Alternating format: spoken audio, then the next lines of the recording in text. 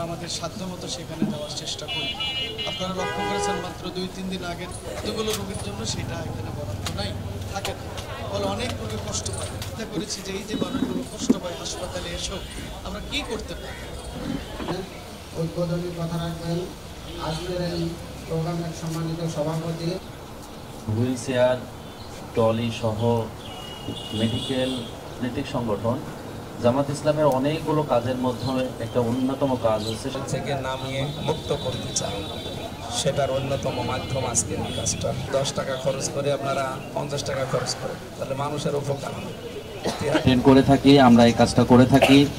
পাশাপাশি এখানে যারা প্রধান অনুষ্ঠানের সম্মানিত সভাপতি, কুষ্টিয়া শহর শাখার সম্মানিত আছেন, বাংলাদেশ জামাত ইসলামী কুষ্টিয়ার পক্ষ থেকে চিকিৎসার ব্যবস্থা করে থাকি। হাসপাতাল কর্তৃপক্ষের মাধ্যমে সমন্বয়ের বিভিন্ন জায়গায় সত্য মিথ্যা মিলিয়ে কথা তুলছেন যে জামাত ইসলাম যারা দায়িত্বে আছে এরা নির্বাচন পিছিয়ে দিতে চায়, অথচ আপনারা দেখতে পাচ্ছেন এই দেশে নির্বাচনের যত কার্যক্রম সব অলরেডি জামাত ইসলামই আরম্ভ করেছে। অন্য কোনো দল এখনও কিন্তু এভাবে মাঠে নামে না।